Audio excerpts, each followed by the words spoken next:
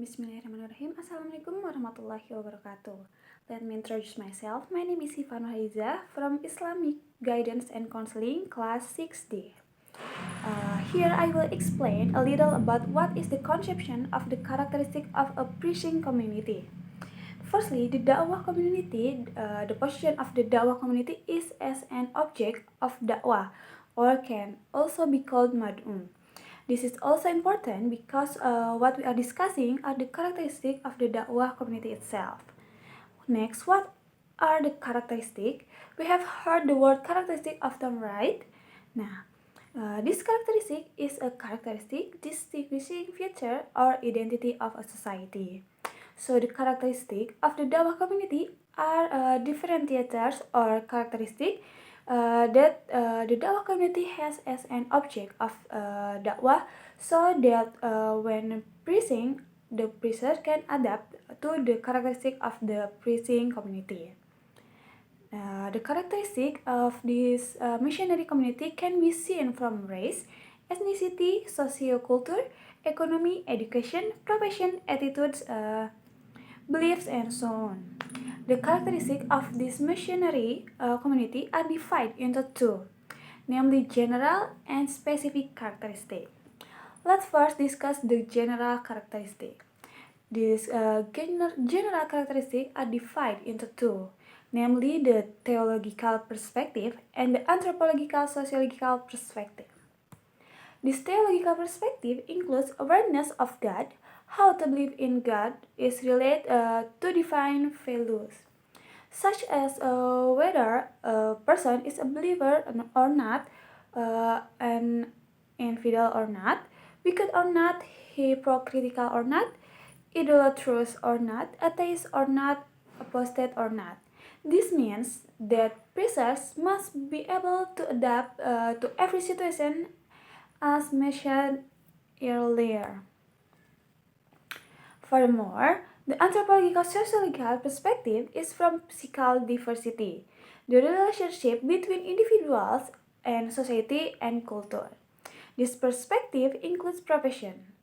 With many different professions, each preacher must be able to adapt to his or her mad'um profession because the problems of people with different profession will be different, and their problems and ways of communicating will also be different. Furthermore, from social status, for example, some are educated, some are lay.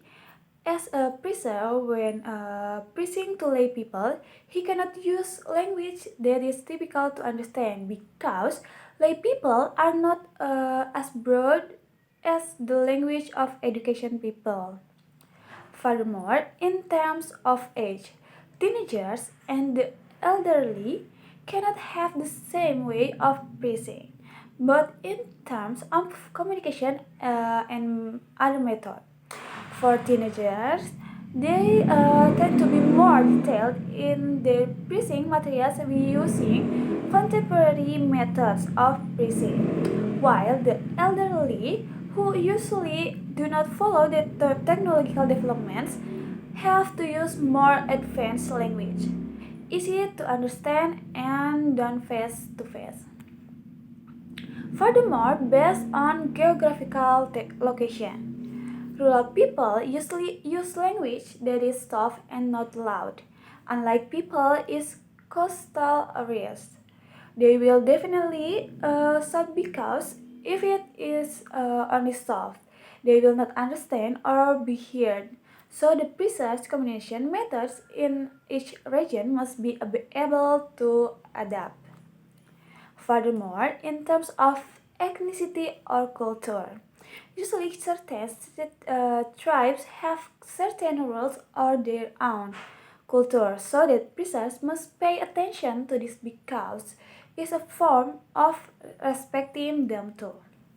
Next, this is the second characteristic of the Da'wah community, namely this special characteristic, which include the relationship between the preparators and the preaching community. Then the attitude towards the Islamic religion, which, as we know, is that there are those who accept it, and there are those who do not accept it and even oppose the Islamic religion. Then, from the way of adhering to the Islamic religion, it is very clear that there are several Islamic community organizations such as NU, Muhammadiyah, and other which have their own characteristics as well. Maybe that's all for me. Sorry if there are many mistakes. Thank you for your attention. Wassalamualaikum warahmatullahi wabarakatuh.